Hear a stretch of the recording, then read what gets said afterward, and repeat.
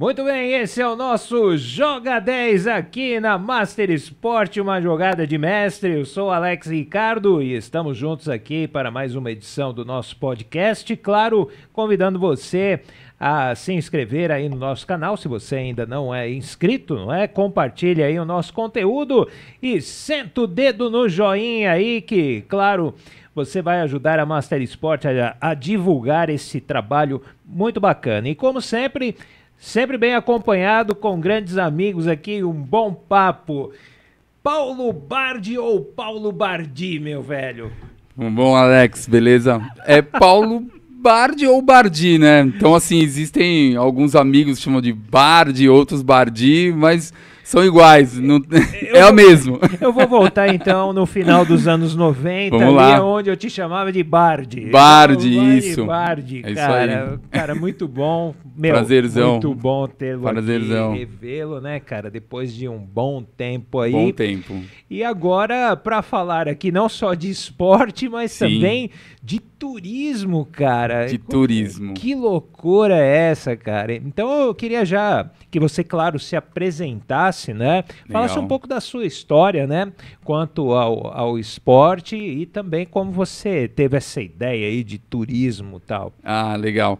Alex, então, isso aconteceu mais ou menos na década de 90, né? Senão eu vou contar a minha idade, não... Então, mas assim, é a década de 90, aí a gente trabalhando... Eu trabalhava na Rolls Royce, olha só, eu era mecânico de motor de avião. Caramba. Aí, pra você ver como que surgiu, aí eu trabalhei lá durante 8 anos, cara. Eu vou te dizer assim, metalúrgico, fazia parte das campanhas aí, vivia no sindicato e tudo mais, Certo, meu pai. cara. Só que eu sentia no coração que aquilo não era muito pra mim, assim. Eu precisava de alguma coisa a mais.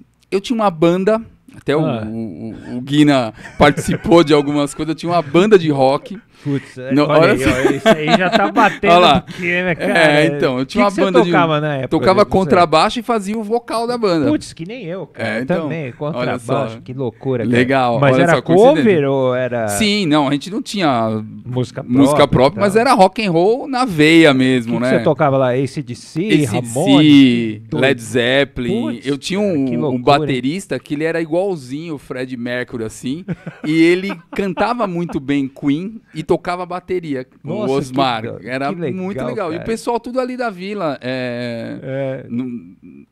Santa Terezinha, Nova Petrópolis, ali o pessoal. Sim. E nós fizemos alguns shows nas praças. Foi Olha, divertido. que legal, cara. Ficamos uns 8 anos. 8 anos? Pô, 8 então anos. durou bem. Nós fizemos isso aí, cara. alguns showzinhos assim, particular, fomos Sim. contratados.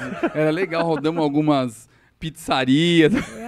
A festa foi boa. Legal, que a legal. banda tinha até o pessoal, a gente tinha um nome, chamava Águia de Aia, né? Ah, tá. E tinha umas meninas que acompanhavam a gente Sim, na época, sim. que eram as cheerleaders. Era muito divertido. Foi uma época, Imagino, assim, cara. muito bacana que passou, né? Mas Felizmente é vai legal, passando. faz parte. Faz parte. É bom, cara. Foi bem legal. Não deu continuidade porque aí comecei a trabalhar muito. É aquela história, né? Comecei Mecânico cedo. de avião, Mecânico cara. de motor de avião. Peraí, brincadeira. não vamos deixar passar isso em branco, não, cara. Vamos lá. Mecânico de avião. Você, como é que é, cara, essa loucura toda? Então é velho? assim. O que você fazia lá exatamente, cara? Então, eu trabalhava diretamente para a FAB, dentro da Rolls Royce. Cara? Eu fui treinado, eu fiz vários treinamentos, passei por vários locais onde eu fui preparado para... Quando chegava um motor da FAB, eu tinha mais umas 4 pessoas e nós que trabalhávamos com esses motores. Então, Nossa, só a cara. gente. Então, assim, aqueles Tucanos, os Embraer, algumas coisas assim que tinham na época, né? Chegavam pra gente e a gente que desenvolvia ele de uma forma que ninguém outro ali dentro poderia tocar. Só a Olha gente. só.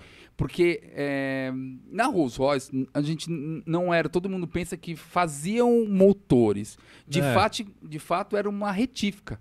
Tá. Então, na época, aerolinhas argentinas ia para lá. E a gente trabalhava muito com FAB. e trabalhava com outros motores, helicópteros e tudo mais.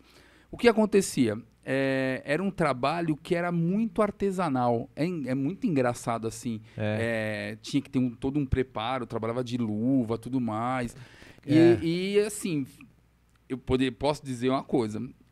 Era muito bem remunerado na época. Era a melhor empresa que pagava na época. Mas também, né, cara? Uma responsabilidade daquelas, né, cara? É uma baita responsabilidade. Tanto é que, assim, eram poucas pessoas que trabalhavam, né, como mecânico nessa parte ali. Só que, por um outro lado, isso vai esgotando um pouco. Você imagina um jovem Sim. Que queria desbravar o mundo, tocava numa banda, só que eu saía às 7 horas da manhã, trabalhava o dia todo fechado e voltava às 5 horas da tarde. Saía para estudar. Sim. E depois voltava. E aí chegou uma época que nós trabalhávamos tanto ali, Alex, que a própria Rolls-Royce, na época, era caro. É uma história, assim, interessante. Eles subsidiaram um telefone, porque minha família não tinha condição ali na época de ter um telefone, que era muito caro, é uma coisa absurda. Hoje um celular você compra 2, 3 e tudo mais. Mas o telefone, Pro internauta que tá vendo aí, quem tinha uma linha telefônica na época era cara que tinha grana, velho. Só que quem tinha grana. Era caro. Tanto é que o que eu falei, eles subsidiaram essa linha telefônica, por quê? Aí que veio a parte ruim da brincadeira. Então, eu tava no final de semana, ou mesmo à noite, acontecia alguma coisa com um motor emergencial, eles ligavam pra minha casa e falava assim, ó, daqui meia hora o táxi tá na porta aí pra te pegar. Podia ser à meia-noite, 1h, 5 horas. Ou seja, a vida no sábado, não tem no vida. domingo. Então, aí eu passei a falar assim, nossa senhora, se chegava no final do mês, você tinha o Olerite ali, era fantástico, né? Que você tinha dinheiro. Só que não tinha onde gastar. Não tem tempo pra gastar. Não tem tempo pra gastar? Então, assim, aí começou a sufocar, porque acontecia, tava num ensaio, e acontecia umas 2, 3 vezes. Tava no ensaio com a banda lá e tudo mais. Tem que ir embora. Aí minha mãe descia e falou, olha, ligaram da Rolls Royce, meia hora estão passando aqui. Putz. Aí eu olhava pra cara do outro e falou assim, bom, é seu trabalho, vai pra lá. E aí começou a cansar. Aí eu falei assim, um dia, né, falei com meu pai, falei, ó, não tô aguentando mais. Ele falou, meu, segura. Pô, você fez vários cursos, tá bem. Eu falei assim, ó, não aguento mais. Isso aqui não quero isso pra minha vida, complicado, hein, cara? E aí eu cheguei no RH e falei pra eles, ó, fecha a conta aí pra Acabou. Mim. Não, acabou, chega, eu não quero mais isso. Assim, né, quanto que eu tô devendo aí no boteco? Cansei de brincar de... E aí, mas não deixaram. Não deixaram, veio o gerente, porque assim, pra você fazer um treinamento com uma pessoa que já está ali há 5, 6 anos atuando com vários cursos e tudo mais, é dispendioso para a empresa, porque ele vai ter que fazer tudo do zero. Aí eles conversaram comigo, me deram férias. Aí o que aconteceu? Foi a pior coisa que eles fizeram. Me deram um mês de férias. Aí você falou, não vou voltar mais. Não. Aí eu conheci a recreação. Olha, cara, mas como é que isso chegou assim, cara? Eles me deram férias em dezembro, para ficar dezembro e janeiro, fim de dezembro e janeiro. Meu tio trabalhava naquele, chamava Paraíso do Sol. Sei. Na época tinha até umas propagandas. TV, era o primeiro acampamento, um dos primeiros acampamentos de férias, tudo mais. E ele era coordenador, meu tio Marcão. E aí ele falou assim, olha, ele nem me chamou pra ele, falou assim, ó, o baixista, que tinha uma banda lá, quando a molecada chegava, eles faziam um som, e ele não vai poder vir. Você não quer ir lá e fazer um som? Falei, pô, legal, não tô fazendo nada, tô de férias. Fui pra lá. Aí fiz, falei, cara, isso aqui é demais, aqui é demais. Aí ele falou assim, você não quer ficar? Peraí. Vamos lá. quando você chegou lá, o que era o som que você tinha que tocar? Era rock ou era show? Não, ou era Xuxa, rockinho mesmo, assim, porque na época, você imagina, sim, saber, né? não, porque na época era muita parte do rock and roll, o rock and roll nacional, Legião Urbana, entendeu? O traje, o traje, então é esse tipo de som que eles faziam lá. Ah, boa. E aí, na época, eles curtiram e eu tinha o cabelo comprido. Na época, eu usava boné, assim, quando trabalhava, fechado, mas eu tinha o cabelo mais comprido. Por causa da banda, pelo menos isso eu não tirei. E aí eu cheguei lá, fiz o som e meu tio falou, olha, o menino que ia tocar na banda, ele ia ser auxiliar aqui, você não quer ficar? Eu falei, cara, não trouxe roupa, não trouxe nada. Ele falou, vai embora. Tava de carro, falei, vai embora, faz uma mala e vem pra cá. E você fica aqui uma semana, você tá de férias mesmo. Aí eu fiquei uma semana... Auxiliar? Mas o que faria um auxiliar então, nessa porque tem parada? a monitoria lá, que tomava conta da molecada, nos quartos, fazendo atividade. E ficava um auxiliar para dar suporte para essa turminha. Eu fiquei com uma turma de 7 a 10. Então, a turma do quarto tinha de 7 a 10 anos e a gente auxiliava, porque tem que organizar... troca de roupa, organizar eles nas brincadeiras. Mas você já curtia criança, essas coisas ou não, cara? Você fala, não. Não, eu não quero saber isso aí. Eu nunca imaginei. Mas assim, o visual, o que era aquilo ali pra mim, impressionou, porque eles tinham uma organização tão perfeita, tão organizadinho, assim, das crianças, banho, organização, brincadeiras, atividades. E eu passei a curtir aquilo ali de uma forma que praticamente eu era um acampante. Eu não estava me sentindo... Você estava ali se divertindo. Eu estava curtindo. Entendi. Eu não sabia nem que eu ia ganhar. No final até teve um cachezinho para mim. Eu falei, nossa, eu brinquei, curti, comi, me diverti, ainda vou ganhar para isso. Aí quando eu voltei para casa, eu falei assim, cara, é isso que eu quero. Olha, que isso que eu quero, é isso que eu quero. Já voltei praticamente com a ideia já pronta.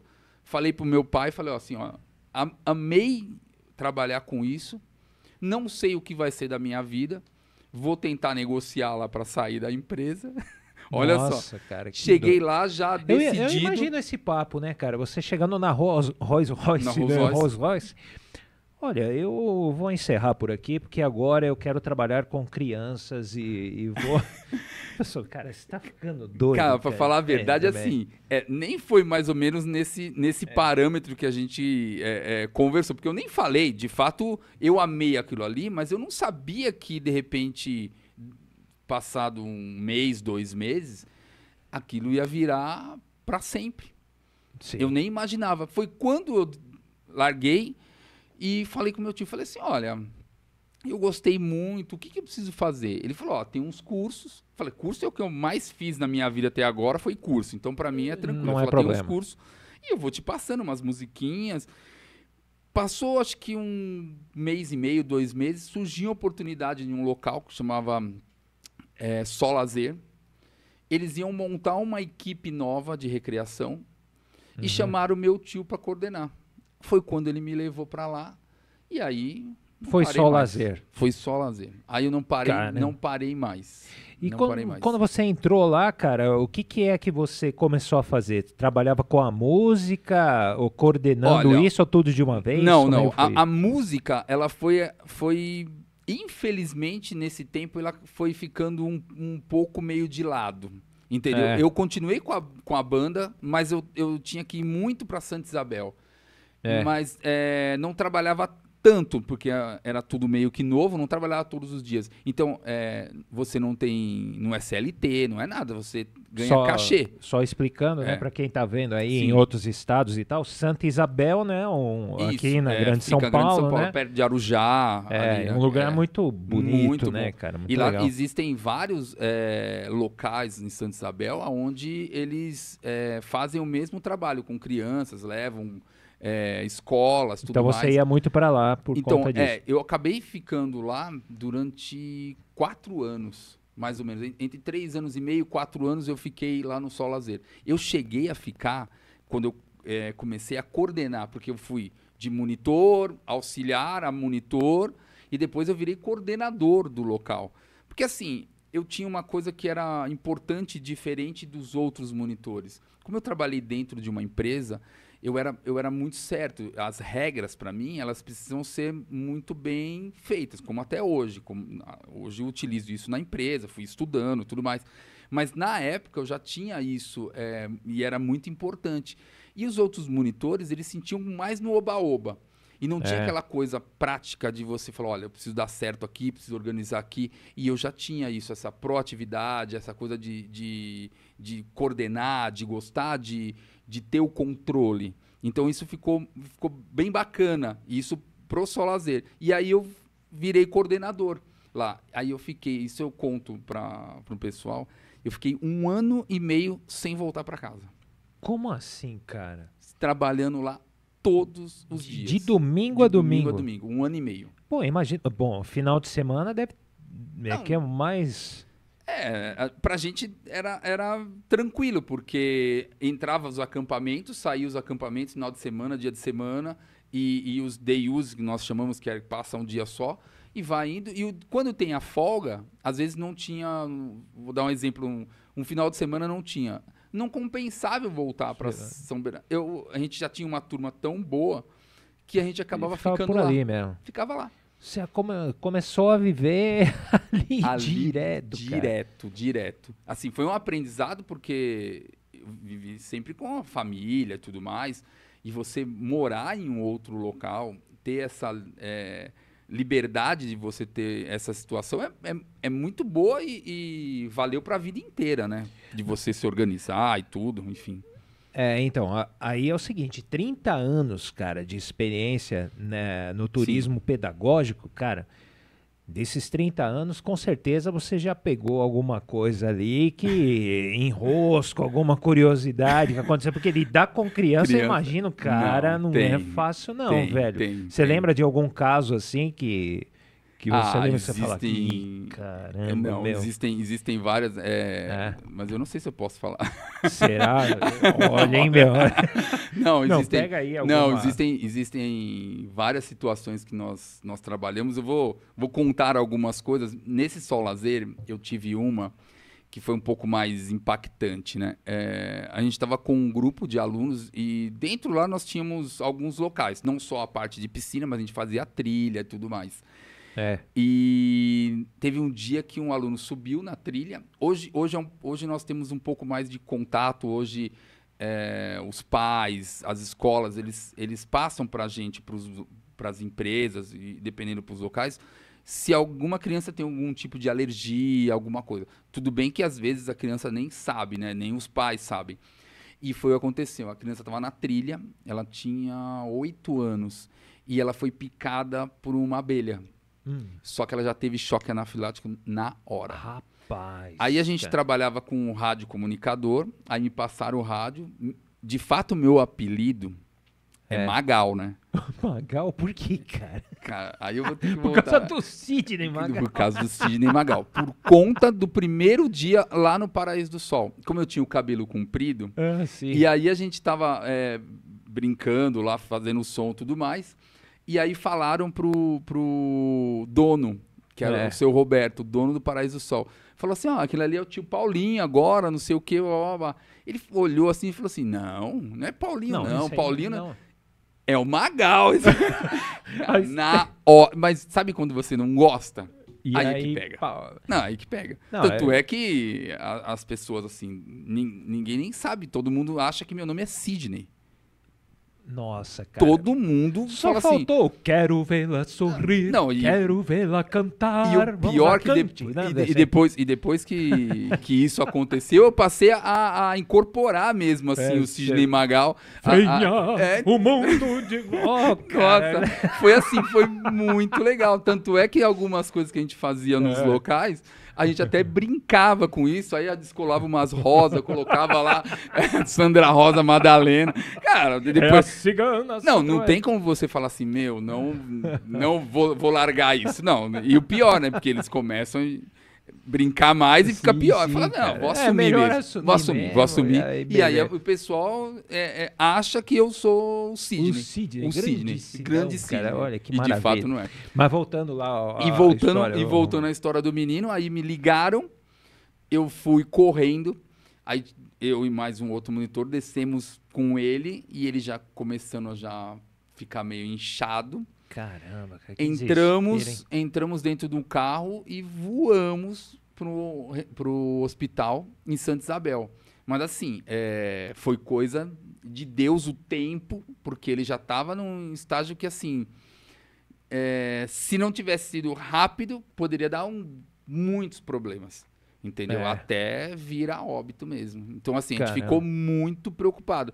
Tanto é que depois que aconteceu isso, a gente começou a ter alguns protocolos nos locais. De você pedir para a família passar isso. E a gente usa desde aquela época até hoje, justamente para a gente não pegar nada de surpresa, né? Sim. Esse foi um dos casos assim mais complicados. Mas nós tivemos outros, mesmo dentro do Sol Lazer. Crianças se perdendo, se afogando. Não, assim, de fato a gente sempre vai para esses locais. Isso pode acontecer. Criança é bem complicado. Mas assim, tinham salva-vidas nos locais. Sim. E mesmo os monitores, a gente fazia os cursos de primeiros socorros e salva-vidas, justamente para a gente ter alguma coisa, se acontecesse alguma situação ali imprevista, bater cabeça e tudo mais, era uma coisa que a gente tinha que estar ali e até hoje, né? Então a gente faz, a minha empresa Arte Livre, a gente costuma também fazer alguns cursos de primeiros socorros, tudo mais, justamente para que se acontecer alguma coisa, a gente tá ali, né? Bem preparado para isso, né? Mas, Paulo, você falou aí sobre coordenação e tal. Bom, quando você chegou nessa parte, né, no nível de coordenador, começou a passar pela tua cabeça de ser um empresário? Como é que você, então, veio a Arte Livre? Isso mesmo. Aí o que aconteceu? A mesma coisa, parecida com a Rolls Royce lá atrás, eu senti que dentro do Sol Lazer eu não conseguiria pleitear mais nada. Eu cheguei num ápice ali de coordenador, ou eu ficava ali com aquela vidinha pacata e tudo mais, blá, blá, blá, blá, ganhando uns troquinhos, ou iria crescer. Foi quando eu pensei, falei, olha, eu preciso ir para São Paulo, trabalhar nas empresas que fazem os passeios educacionais, porque eu trabalhava só praticamente com recreativo. Certo. E aí começou essa parte de trabalhar com educacional, conhecer os museus, conhecer os locais, fazer os estudos. Hoje em dia é muito mais fácil, tudo tem na internet, você pega o local. Antes não, eu vou fazer Museu do Ipiranga, eu ficava 4, 5 horas dentro do museu, estudando, ia para casa, pegava, estudava um pouquinho mais, voltava no outro dia, olhava os outros locais, ia fazendo isso museu por museu. Nossa, museu por museu. Até você pegar direitinho, porque você tem que dar uma aula para essa criança. Sim, explicar tudo direitinho. O que significa toda a parte histórica. E aí você vai descobrindo algumas outras situações, que você não precisa ser um professor, você precisa dar curiosidades para ele. Porque o professor, ele vai falar sobre a história do Brasil, sobre Dom Pedro e tudo mais, mas qual é a curiosidade? O que eu vou falar sobre Domitila? Certo. Quem era ela? Entendeu? Por que Dom Pedro, você vai ver o quadro do Pedro Américo, você vê aqueles cavalos lindos, maravilhosos que o Pedro Américo fez, que está no museu. De onde veio? De onde veio, mas de fato assim, ele pintou aquele quadro porque falaram que era para fazer daquela forma. De fato, nem tinha aqueles cavalos aqui no Brasil, eram burros, né? Então, assim... são curiosidades que... Lógico, a gente vai passando para as crianças. Falou, olha, o quadro é lindo, maravilhoso, mas não é bem isso aqui. Então, são essas curiosidades que a gente vai passando para eles. Foi quando eu comecei a estudar. E aí eu falei assim, eu preciso de algo mais. Foi quando eu comecei a fazer o curso de guia de turismo. Aí eu saí um pouquinho fora, eu falei assim, eu deixei um pouco de trabalhar com as crianças e fui trabalhar com terceira idade, adulto. Então eu trabalhei CVC, trabalhei Sanitur. Cara? Aí eu fiz... Você fez aí CVC, eu viajei, velho? fiz. Nossa, cara. Trabalhei de guia na CVC. E quais são os locais que você Olha, trabalhou? eu fazia bastante sul, eu fazia Caldas Novas, eu fiz alguns roteiros dentro de São Paulo, que eram os roteiros Olambra, os roteiros mais simples aqui, São Roque, então fazia bastante isso e ia bastante para o sul. Então são roteiros eu tô dando bons. risada aqui, Sim, porque eu tô lógico. lembrando de algumas coisas assim, porque eu já fiz muitas viagens com o Sim. CVC, né? Aí você acorda cedão lá, né? Aí vem, né? Lógico, o guia lá. Ô, vamos lá, gente, acordando e tal. Aí você liga o microfone, começa a falhar e tal. Acontecia isso? Você fazia essa parte, cara? Acontecia. Fazia bingo dentro do ônibus. Bingo dentro do ônibus. Então, assim, trabalhava muito com terceira idade. Então, eu fiz praticamente uns 2 anos seguidos. A cada um mês, eu ia para Caldas Novas. Então, assim, era um trabalho maravilhoso. Trabalhar com terceira idade era muito prazeroso e até a parte financeira, que era bem legal. As caixinhas eram muito boas. Então, assim, era bacana por esse lado, por todas as formas. Já dava para cantar um Sandra Rosa Madalena mais fantasiado. Já fazia tudo, né? Isso era bem bacana em relação às viagens, né? Mas da mesma forma. Aí que aconteceu? Comecei a namorar com a minha esposa. Isso em 99, 2000. E aí ela falou assim, mas você tá indo muito. Ficava 10, 15 dias longe e tudo mais. E eu comecei a algumas viagenzinhas mais curtas que eu fazia, eu comecei a levar ela. De final de semana, para ela entender como que funciona. Você fala, tá vendo? É assim que funciona, é assim que nós trabalhamos. Ela foi poucas vezes, desistiu, né? Porque isso aqui não dá. E também pra gente, assim, porque ela é pedagoga, estava estudando e tudo mais, então não era aquele métier dela, ela não tinha muito a ver. E aí ela falou assim, olha, por que você, com toda essa sua experiência, você não abre uma empresa e vai trabalhar vendendo os passeios para as escolas, os roteiros, você já mais sabe, esse lado pedagógico, né? Mais para o lado pedagógico, também a parte de recreação, que a gente fazia acampamentos, levava para alguns locais.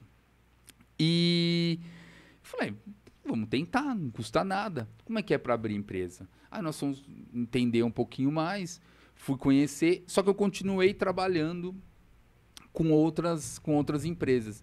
Até que um dia, isso bateu muito em mim. Até que um dia eu tinha marcado um evento com o colégio, com uma agência, e pintou para mim fazer um colégio, que era o colégio, hoje é Iburix, que era o Colégio Mauá. E eles me convidaram para fazer um passeio lá, e bateu bem na mesma data que eu já tinha agendado com uma agência, né?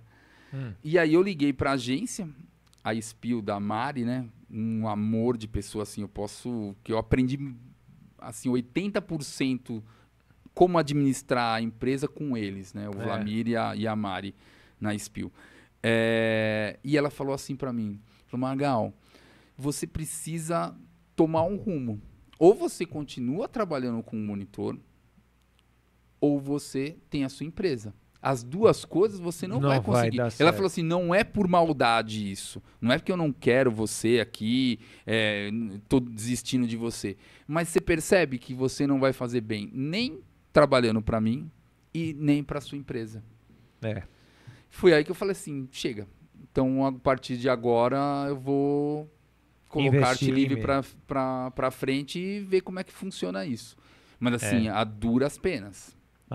Penas, porque assim, tinha poucas escolas, eu tinha poucos passeios. Hoje a gente tem saídas quase que todos os dias, mas no começo eu tinha 2 escolas. Hoje nós temos 20 escolas que nós trabalhamos.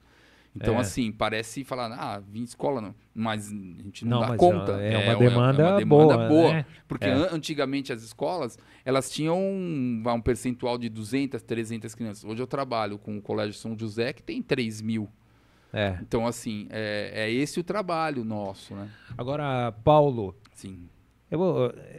eu vou colocar assim, eu sou uma criança de 46 anos. Como é Sim. que eu vou chegar lá? Qual que é o processo, cara? Eu sou lá daquela escola que você vai fazer organizar ali o passeio e Sim. tal. Qual é a programação que a criança passa ali, que o aluno, enfim? Tá, vamos lá.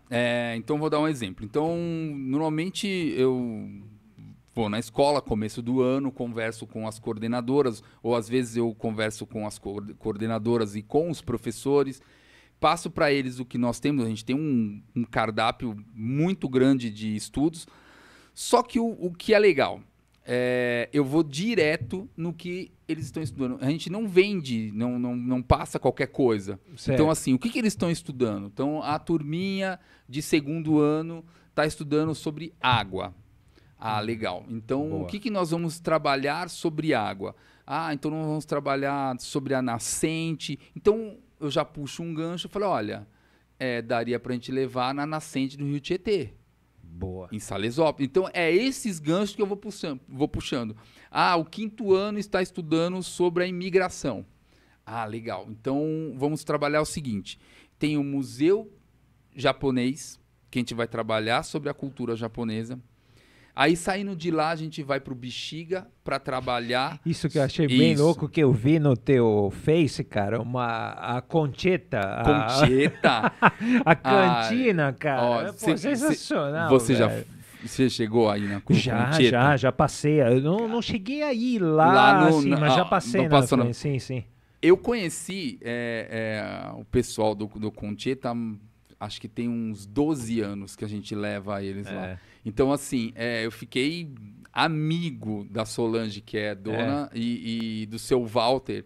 O seu Walter Taverna, ele que idealizou o bolo de aniversário de São Paulo. Tem de São Paulo, que loucura, cara. Ele que idealizou. Então, assim, toda vez que eu vou lá, a gente fica nostálgico, porque o restaurante...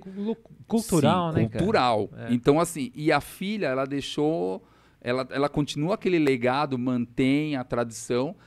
Eu levei, acho que semana retrasada, eu levei uma turminha lá. E uma turminha da molecadinha grande, 8º ano, eles amaram. Eles ficaram, assim, vidrados, assim, olhando uma cantina italiana mesmo, assim, italianona. Aí ele tem uma história, o seu Walter, que já velhinho lá, tudo mais. As crianças chegavam no Concheta, ele tava sentadinho, assim, parecia um boneco de cera. Eles olhavam assim e falavam assim, mas é um personagem. Aí, no meio do almoço lá, a hora que ia iniciar meio que a sobremesa, aí a filha, ele tava com a luvinha e tudo mais, e a filha dava umas panelas assim, e a gente distribuía as panelinhas para as crianças, e aí começava, começava todo mundo bater, e todo mundo levantava, tocava um sino que fica lá na frente. Então, assim, isso para uma criança é muito louco, não né, cara? tem preço. Entendeu? E o que eu posso falar? Se ela não vai vivenciar isso na escola, com a família ele não vai. É difícil mesmo, cara. Com a família ele não vai. E engraçado, né? Como, assim, a grande São Paulo, o centro de São Paulo, ali tem tantas figuras, né, cara, assim, do tipo dessa que você está citando, né? E é tão legal conhecer isso, né? Dar a oportunidade para a criança conhecer também esses espaços, né? O que me deixou, assim, feliz depois que eu fui para um cultural, que minha vida, todos os dias, ela é diferente. Todos os dias. Todos os dias. Por mais que eu vou... tem um local agora que a gente chama Animalia Park, que fica em Cotia. É como se fosse Simba, vamos Safari. dizer assim, um Simba. Não, de fato, é um zoológico, mas é maravilhoso. Só esse ano... eu já fui 18 vezes pra lá. Caramba! Então, assim, o negócio é bom mesmo. A gente brinca que eu passo lá, olho pro leão, ele assim... eu conheço você de algum lugar. Ao invés de eu falar, ele falou, eu já te vi aqui algumas vezes. Você não é aquele cara da Rosa? Da Rosa Madalena? Então, assim, tem algumas coisinhas que... Mas o lugar é tão lindo, tão impressionante, que toda vez que você vai, você tem uma coisinha diferente, uma situação diferente, e são crianças diferentes. Isso é o... Porque cada vez que você vai, dependendo do local, as crianças elas vão passar um formato diferente de aprendizado. Umas vão pegar bem aquilo lá e outras elas fizeram só por ir. Entendeu? Mas a ideia, não. A ideia principal é você passar as informações para eles estudarem o que eles estão aprendendo em sala de aula, em loco, nos locais. Entendeu? Tanto é que a gente faz muito Centro Velho de São Paulo. Tem algumas agências e algumas escolas que elas ficam com medo, justamente por conta... Que é Praça da Sé. Praça da Sé, Pátio do Colégio, Mosteiro de São Bento. E eu faço tudo aquilo ali andando com eles. Então, algumas escolas, elas falam, ai, Paulo, mas você tem certeza? Tem segurança? Eu falei, tenho. Eu faço há tantos anos que a gente já percebeu que os moradores de rua que estão naquela situação, eles observam aquilo ali de uma forma que eles estão vendo as crianças ou os filhos que eles poderiam ter. Então, eles nunca causaram nenhum tipo de problemas também tem uma coisa, né, Paulo? A gente vê muito que a televisão exagera pouco isso, né, cara? Porque, assim, a gente sabe que exagera. Que é claro, a violência ela existe, ela tá ali, mas assim, cara, é tanto foco em cima disso que a pessoa que tá dentro da casa dela fala assim, cara, eu não vou lá para aquela região lá, porque certamente eu não vou sair de lá sem ser assaltado ou vivo e tal. E não é bem assim, não é, né, cara? A única coisa que a gente se preocupa em relação a isso, hoje em dia, é celular. Sim, então a gente pede para as crianças não descerem e a gente já avisa, o colégio já avisa, sem usar brinco, então tudo que você conseguir evitar de deixar um chamariz ali, tranquilo, porque não tem problema de chegar perto, não tem. Eu até lembro isso foi logo depois da pandemia. Migrou muito o pessoal da Cracolândia, aonde que era ali no centro, para outros locais e a região ali ficou muito cheia. E nós levamos um grupo de alunos, mas justamente para trabalhar não só o Centro Velho, mas a desigualdade. Eles estavam estudando sobre a desigualdade. Perfeito. E a gente estava no mosteiro ali de São Bento, saindo do mosteiro de São Bento, e tinha um grupo que estava nas barraquinhas e os alunos estavam ali. Logicamente que nós não interagimos com eles, mas um rapaz gritou de lá, falou assim, olha, estudem para tirar a gente daqui. Olha aí, que loucura, né, cara? Isso marca. Marca bastante, marca. É uma das situações nossas que a gente é ser humano, cara. Então a gente tá ali para ensinar, para passar as coisas para eles, mas isso bate muito fundo. Ali dentro do contexto, é justamente isso. Vocês estudarem para dar uma vida melhor pra gente. Vão conseguir? Aí entra em política, entra em outras situações. Não que é o caso, mas é o exemplo. Mas é o né, exemplo. Paulo? Isso aí é construir uma sociedade melhor, né, sim, cara? essa é a ideia. Essa é a ideia. Isso é maravilhoso. Então, o trabalho que a gente faz é mostrar isso, a realidade para eles, sem ficar escondendo, mas logicamente que a gente não vai expor. Claro, não é a intenção. Mas tentar mostrar para eles que do apartamento deles lá do 20º andar, eles não conseguem chegar isso. Agora, voltando a falar das coisas ali de São Paulo, do turismo e tal, o próprio mosteiro, né, cara, ele tem tanta coisa lá dentro de história ali, tem lugares assim, você depois que começou a trabalhar com isso, você tinha esse conhecimento lá atrás, cara? Imagina, você começou a descobrir um negócio, falei, cara, eu não acredito que isso aqui, eu passo aqui há tanto tempo e nunca percebi que... É fantástico. São Paulo é fantástico. Para o conhecimento, para você desenvolver... existem locais, eu vou dar um exemplo. Você já ouviu falar no Museu do Holocausto?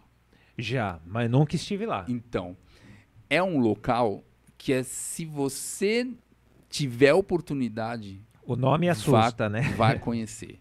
É assim, é que você, como você falou, já ouviu falar, não conheceu. Mas a grande maioria nunca nem ouviu falar, não sabe nem o que significa isso.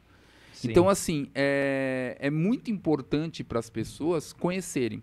Agora, por um outro lado, eu vou fazer um contraponto aqui.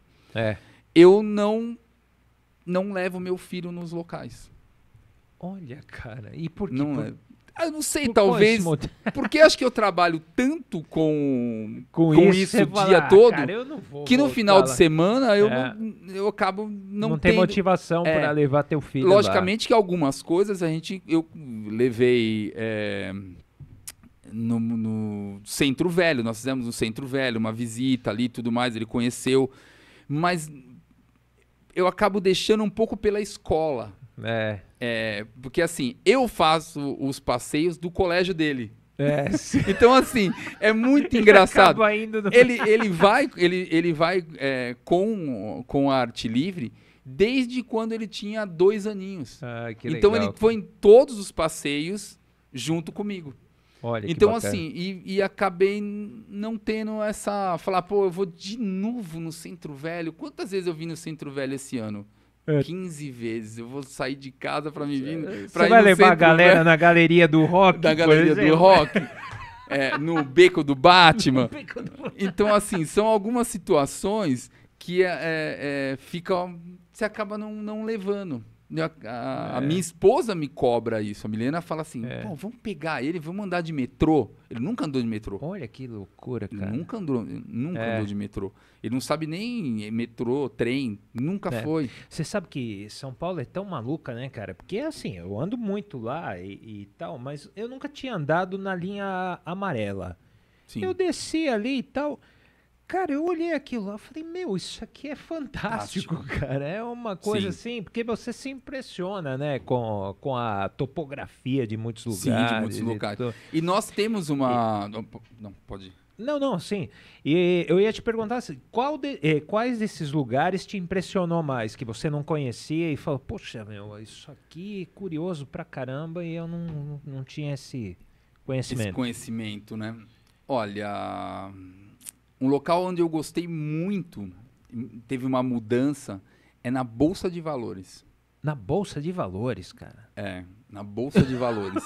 Por incrível que pareça... É um lugar curioso mesmo, É um né, lugar cara? É um negócio... muito curioso. Eu vejo aquela gritaria, aquela doideira toda, eu não entendo nada daquilo. De fato, aquilo lá acabou. Não existe mais, Imagina, cara. Não existe. Cara. Aquela coisa de telefone, aquela coisa. Porque nem telefone existe mais. Então, né, isso que é o interessante que eu curti a Bolsa de Valores.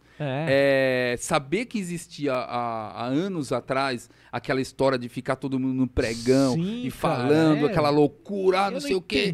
Tô negociando aqui. E hoje não, é silêncio. Tudo, é eletrônico, você entra no local hoje na Bolsa de Valores, eles criaram um museu mostrando como que era antigamente e explicando como que funciona agora. Olha, que sensacional. O que é legal, o que eu gosto da Bolsa de Valores e que de fato assim, eles deveriam fazer isso nas escolas desde do maternal. É você mostrar para a criança que você guardar o seu dinheiro, saber aplicar, você tem rendimentos e você não vai precisar, sei lá, do governo, alguma coisa assim. Saúde financeira. Saúde financeira.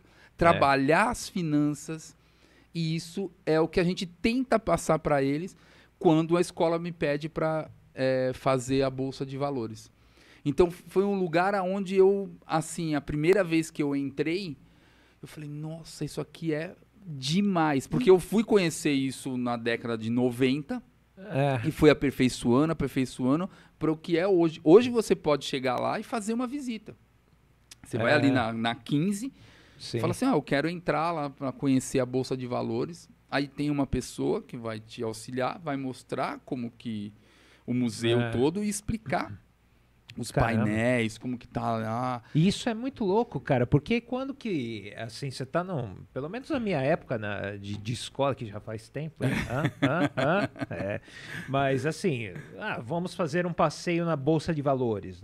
Não, cara, né? Não, é improvável, né? Improvável. Exatamente. E é isso que, esse é o trabalho, é você mostrar o diferencial, aonde você pode levar, logicamente que não adianta eu levar um aluno de segundo, terceiro, quarto, quinto ano. Então, o Fundo 2 e médio é a turma que a gente costuma levar mais na Bolsa de Valores. E eu vou te falar, eu comecei eu digo brincar, mas não é brincar. Eu comecei a trabalhar e estudar a Bolsa de Valores e aplicar um pouquinho. Não tem muita grana, né?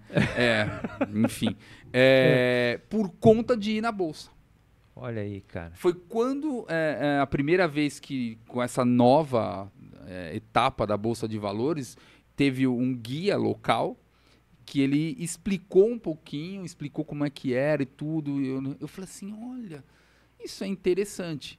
E aí foi quando eu comecei a falar, vou ver como é que é. Entrei no banco, falei, pô, eu consigo aqui. Falou, você consegue, se eu colocar, não precisa ser muito. E eu fui estudando. Aí eu tenho um amigo que ele já aplicava um pouquinho e falou assim, olha, é assim.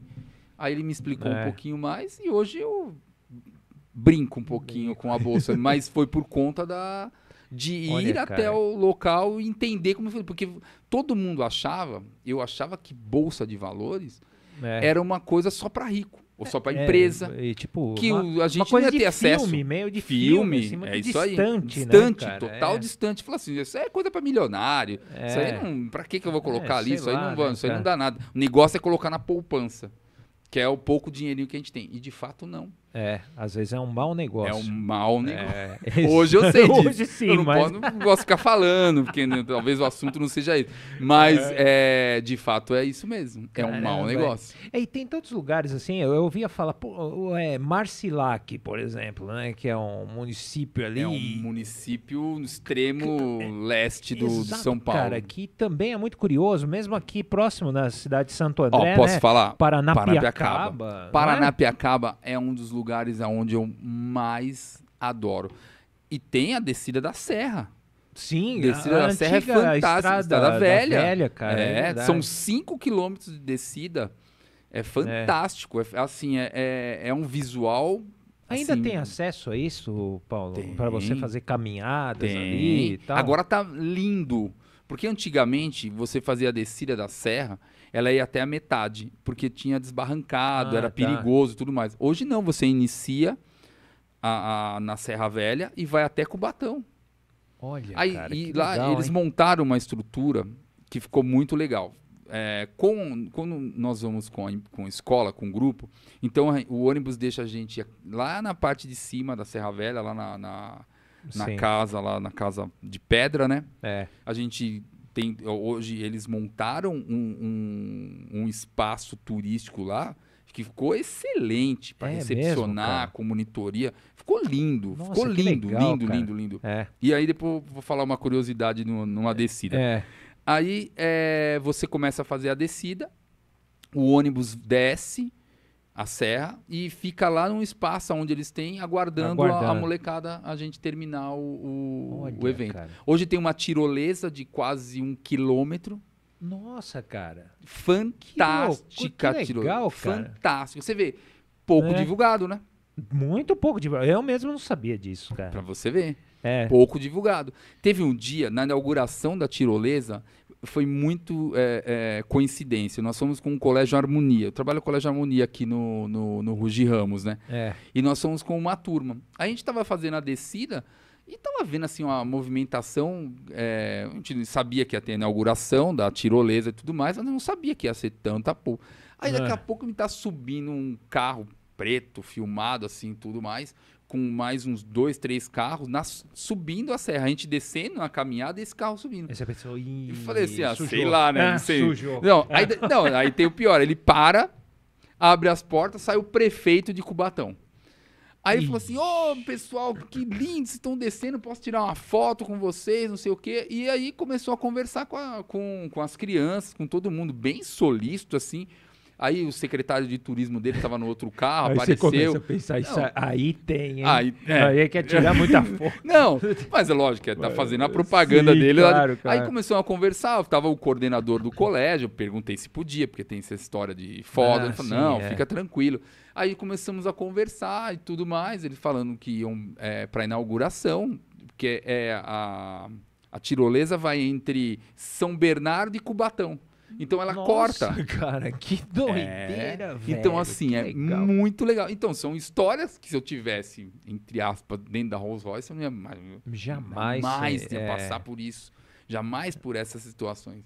Então, voltando lá atrás, hoje eu agradeço muito não ter ficado. Mas sem dúvida, cara. São situações que a gente fala. Não tenha dúvida. Meu pai, voltando lá atrás, cara, ele ficou uns 6 meses sem falar comigo. Não aceitou. Meu pai metalúrgico, daqueles ferramenteiro na Ford. Aí ele deve ter pensado, meu filho roqueiro agora é Sidney Magal, perdeu até o nome e agora vai... Você entendeu a situação? Hoje em dia ele fala, não, a gente brinca, são desafios. São desafios. Entendeu? Se a gente acaba apostando na mesmice, naquela... mas não vou dizer que tá errado. Eu lembro de alguns amigos, ou por aí a gente encontra alguns amigos que trabalharam comigo na Rolls Royce. Então, que seguiram carreira, mas era aquilo que as pessoas estavam procurando, né? Sim, mas é aquela vida que eles tiveram. Casa, família e trabalhar. Não vou dizer que estão errados, muito longe disso, que se não tivesse... Mas tem algumas pessoas que talvez não nasceram muito para isso, né? Cara? Eu acho que é meio que meu caso. Não, mas também quando eu era criança, cara, eu assim, ninguém na minha família foi radialista, nada disso, cara. É difícil, isso né? nasceu comigo tal, e assim, eu fui levando, mas tive o apoio dos meus pais, nunca foram... Mas eu era tido como louco, né? Porque, assim, no meio de... jogos escolares, por exemplo. Eu era o cara com radinho de pilha no meio da galera lá, narrando o jogo. Lá vem aquele moleque louco que tá falando. Não, mas isso é fantástico, isso é fantástico. E você vê, voltando na recreação, eu tive meu tio, aí ele casou, teve 2 filhos que entraram pra recreação. A família da minha mãe... Praticamente eles mudaram para Santa Isabel e todo mundo hoje, meus primos, acho que eu tenho uns 4, 5 primos que enveredaram para a recreação. Então, super bem, com empresas e tudo mais. Sim, muito bem. Então, assim, a recreação para minha família, a família Nascimento, a família da minha mãe, ela foi que alavancou. Porque, assim, ele trouxe algum sucesso. Esses dias eu encontrei o meu primo Pablo.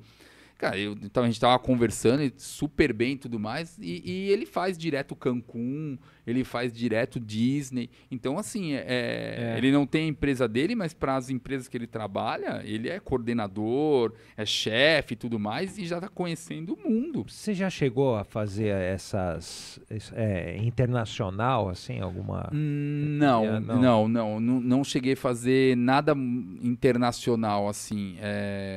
Era, de fato, uma das coisas interessantes, mas se você abre muito o leque, foi uma época da Arte Livre, nós abrimos um leque muito grande de trabalhar com escolas, com empresas, com recreação. Você acaba não fazendo nada bem. direito. É isso mesmo. Então quando você faz muita coisa, ou você tem uma empresa muito estruturada, você tem que abrir vários braços e trazer pessoas muito boas, ou então você acaba caindo.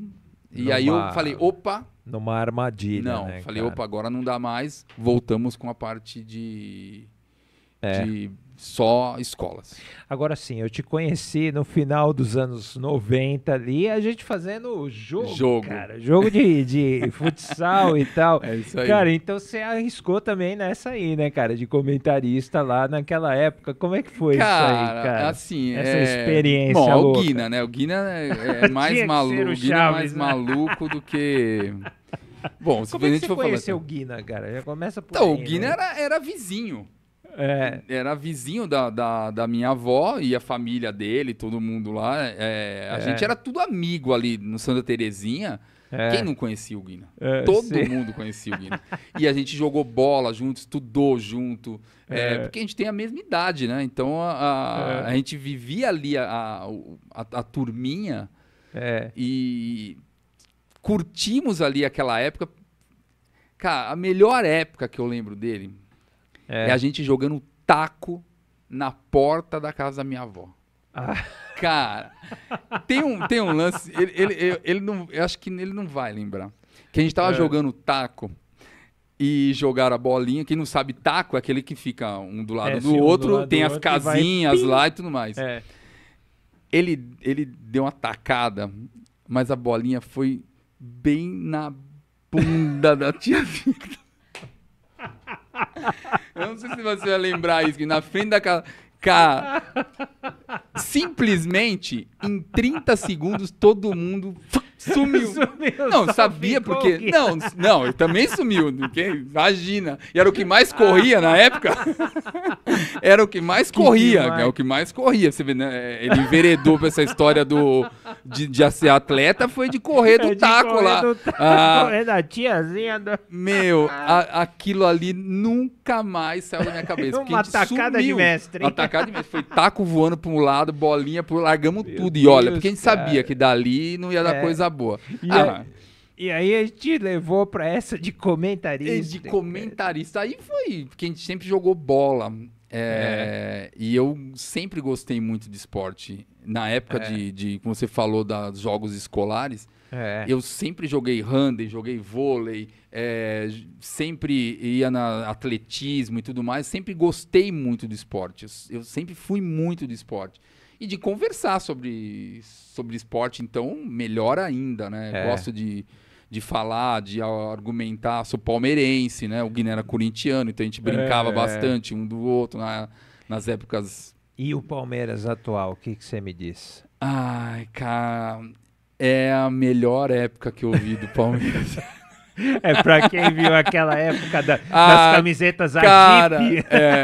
Eu sofri muito. Tanto é que sábado agora estarei no Allianz.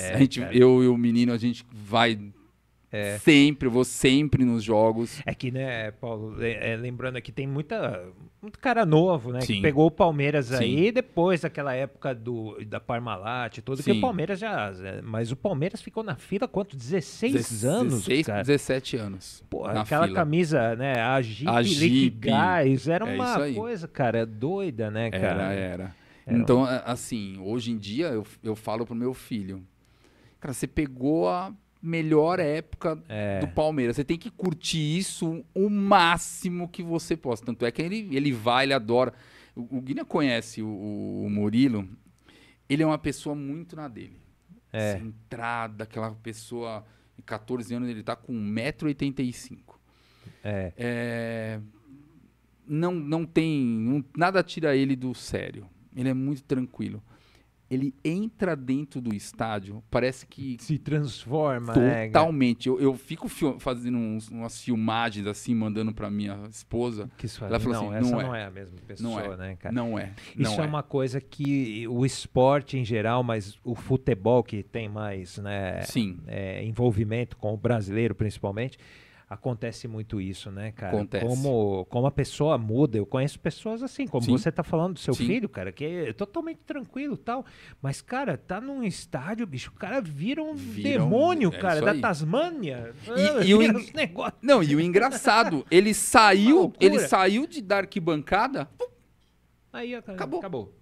Vamos comer um lanche, vamos ver o quê? Ele não quer nem falar, comentar sobre o jogo. É engraçado demais isso. E eu saio todo da adrenalina lá em cima, ele parece que acabou, Um abraço, valeu, vamos pro próximo. Uma coisa que eu sempre admirei, cara, assim, estando, né, como repórter ali, atrás de gol e tal, são as brigas, né? As pessoas se xingam ali e tal. Acabou o jogo, cara, tá todo mundo na boa e tal. Você tá falando dos jogadores? jogadores. Dos jogadores, né? Sim, assim, né? sim.